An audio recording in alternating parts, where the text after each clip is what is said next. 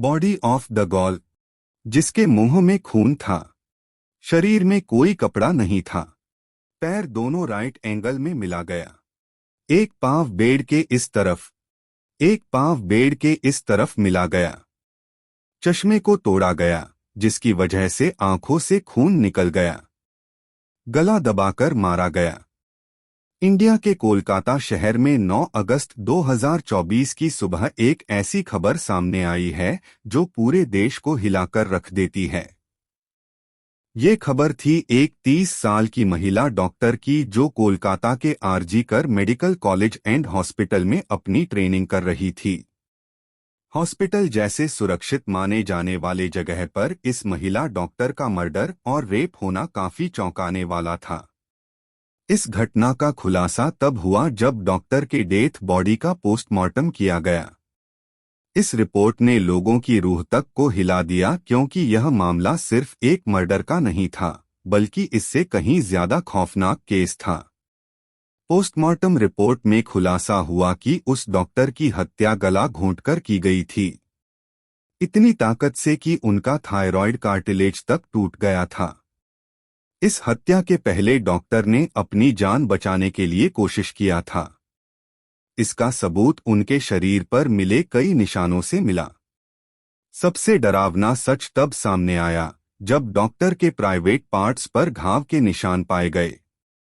इससे साफ हुआ कि यह सिर्फ मर्डर का मामला नहीं था, बल्कि यह रेप के बाद किया गया एक खौफनाक हत्याकांड था।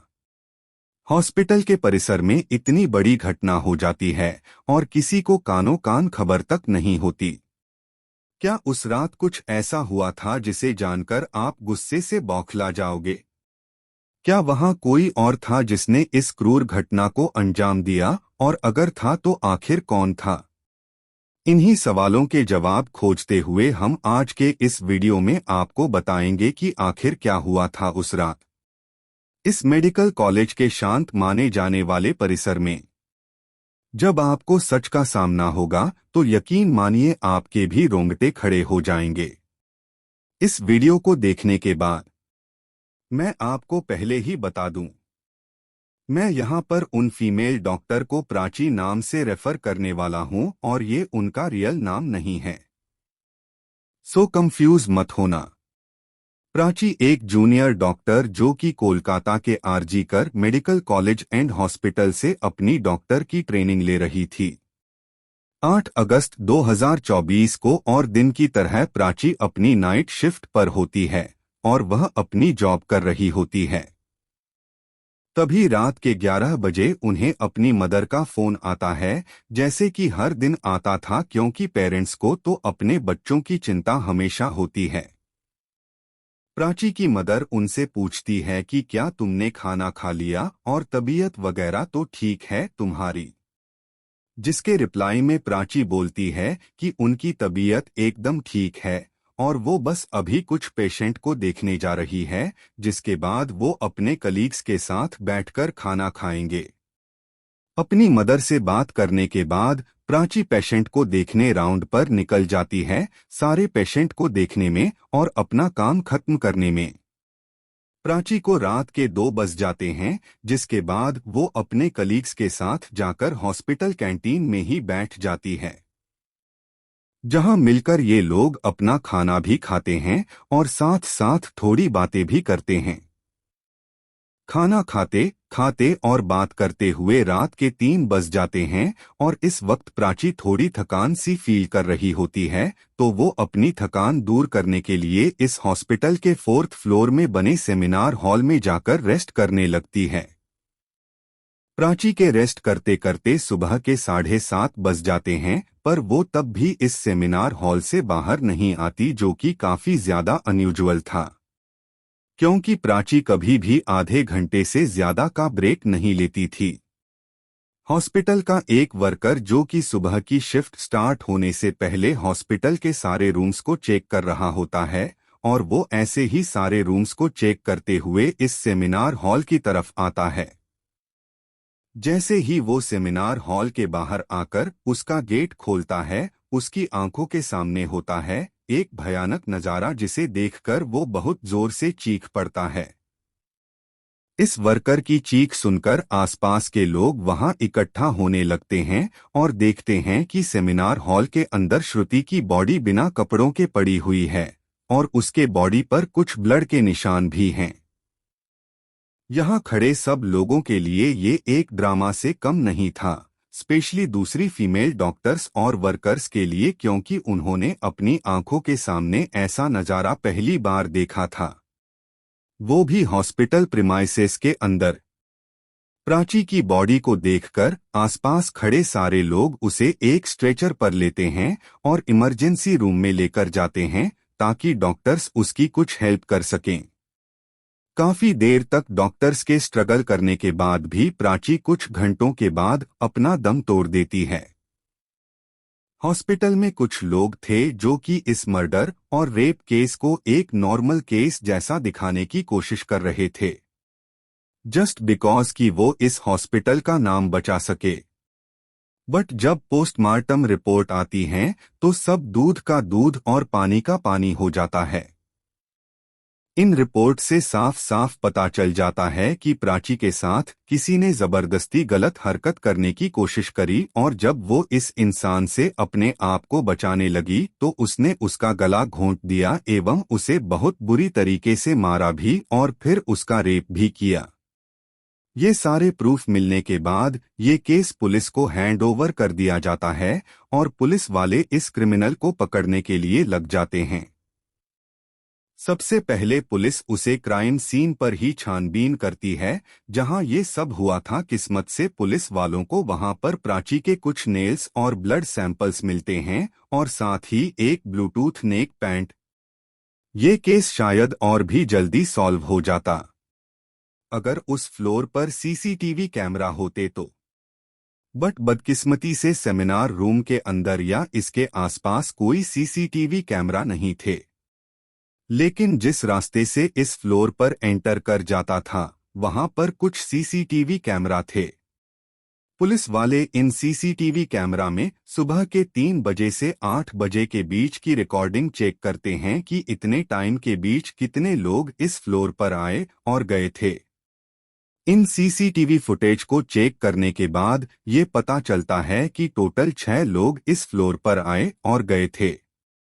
ये पता लगने के बाद पुलिस वाले एक एक करके इन 6 लोगों को पूछताछ के लिए बुलाते हैं कि वो लोग वहां पर उस टाइम क्या कर रहे थे और इन लोगों को इस बीच यहाँ कुछ भी अजीब दिखा कि नहीं। इन लोगों से पूछताछ के दौरान पुलिस वाले उनके फोन का ब्लूटूथ भी ऑन करके चेक करते हैं कि जो ब्लूटूथ हेडसेट उन्हें मिला था वो इनमें से किसका था, क्योंकि आपको पता होगा ही कि एक बार अगर आप किसी ब्लूटूथ डिवाइस से अपना फोन पर करते हो तो अगली बार वो उससे इजीली कनेक्ट हो जाता है। और फाइनली पुलिस वालों की ये ट्रिक काम भी आती है, क्योंकि ये ब्लूटूथ नेक बैंड इन 6 लोगों में से एक आदमी के फोन से कनेक्ट हो जाता है जिसका नाम था संजय रॉय, जो कि एक सिविल वॉलंटियर था। सिविल वॉलंटियर वो लोग होते हैं जो कि पुलिस के अंडर काम करते हैं और उनकी हेल्प करते हैं छोटे मोटे कामों को मैनेज करने में। आपने बहुत सारे फेस्टिवल्स, अनथराइज्ड पार्किंग या भीड़भाड़ वाले एरिया में देखा होगा कि कुछ ब्लू कलर की यूनिफॉर्म पहनकर ऑफिसर्स खड़े रहते हैं जिनका काम होता है कि विदाउट एनी रीजन कहीं पर भी ज्यादा क्राउड इकट्ठा ना हो। तो अब पुलिस वालों को अपना पहला कातिल मिल चुका था, जिसके बाद वो संजय रॉय से और गुस्से से पेश आने लगते हैं। बट संजय पुलिस वालों की किसी बात का भी जवाब नहीं दे रहा होता क्योंकि वो काफी ज्यादा नशे की हालत में था। इस बीच पुलिस वाले संजय का फोन भी चेक करते हैं जिसमें उन्हें भर भर के पोर्नोग्राफिक कंटेंट मिलता है, जिससे उनका शक यकीन में बदल चुका था कि संजय ही प्राची के मर्डर का मेन कुलप्रीत है। इसके बाद पुलिस वाले संजय रॉय को और ज्यादा डराने लगते हैं और फाइनली वो डरकर अपना गुनाह कबूल भी कर लेता है कि उसने ही प्राची को मारा है और उसका रेप किया है। ये पता लगते ही कुछ पुलिस वाले और प्रूफ कलेक्ट करने संजय रॉय के घर जाते हैं जहां पर उन्हें एक शव मिलता है जिसके ऊपर कुछ खून जैसे ही धब्बे थे। तो पुलिस वाले उसका सैंपल कलेक्ट कर लेते हैं। थोड़ी और तलाशी लेने पर पुलिस वालों को संजय के घर के बाहर कुछ कपड़े सूखते हुए दिखते हैं और ये वही कपड़े थे जो कि उस दिन संजय ने पहने थे, क्योंकि ये सब सीसीटीवी कैमरा में कैप्चर हो गया था, जिससे जाहिर था कि संजय ये प्रूफ मिटाने की भी कोशिश कर रहा था। बट जब संजय को पूछताछ के लिए पुलिस स्टेशन में लाया गया था, उस वक्त वो काफी ज्यादा नशे की हालत में था। तो क्या वो ये सब बस इसलिए कर रहा था ताकि उसे कम सजा मिले, जस्ट बिकॉज वो उस वक्त नशे में था? बाद में जब पुलिस वाले उसे ऊपर लगे ब्लड सैंपल्स को चेक करवाते हैं तो वो भी श्रुति के ब्लड से मैच हो जाता है, which was solid proof against him. इन सारी रिपोर्ट्स और डिटेल्स को एक साथ कंबाइन करके पुलिस वालों को पता चलता है कि उस रात संजय रॉय काफी ज्यादा नशे की हालत में था और वो रात के 11 बजे हॉस्पिटल में एंटर करता है। संजय अक्सर उसे हॉस्पिटल में नाइट शिफ्ट किया करता था, तो उसे यहाँ की काफी अच्छी नॉलेज भी थी कि कहाँ पर कैमरा है और कहाँ पर नहीं, तो वो आराम से इस हॉस्पिटल के 4th फ्लोर पर जाकर बैठ जाता है, क्योंकि वो नहीं चाहता था कि कोई उसे ज्यादा नशे की हालत में देखे, वरना वो अपनी जॉब से हाथ धो सकता था। 4th फ्लोर पर आते ही वो अपना आराम से सो जाता है। जब उसकी आंख खुलती है तब तक सुबह के 3 बज चुके थे। तभी संजय की नजर प्राची पर पड़ती है, जो कि रेस्ट करने सेमिनार हॉल में जा रही थी। प्राची को अकेला देखकर संजय के इरादे बिगड़ने लगते हैं। वो पहले काफी देर तक इस फ्लोर के चक्कर लगाने लगता है, ये कंफर्म करने के लिए कि कोई यहाँ पर ज्यादा आ तो नहीं रहा। जब उसे लगता है कि हाँ उसका रास्ता साफ है, तो वो 4 बजे सेमिनार हॉल के अंदर एंटर करता है और फिर वहां से 4-5 पर बाहर आता है। इन 5 मिनट्स तक श्रुति के साथ इस आदमी ने क्या क्या किया होगा और वो कितने दर्द से गुजरी होगी, ये सोचकर ही किसी का भी दिल सहम जाएगा। स्पेशली प्राची के पेरेंट्स, जिन्होंने इतनी उम्मीद से और सैक्रिफाइस करके अपनी बच्ची को डॉक्टर बनने भेजा था, और प्राची अपने पेरेंट्स की अकेली बेटी थी, तो उनके लिए तो ये किसी सदमे से कम नहीं होगा। और ये केस अभी भी क्लोज नहीं हुआ है और 20 अगस्त तक संजय राय को कस्टडी में रखा जाएगा।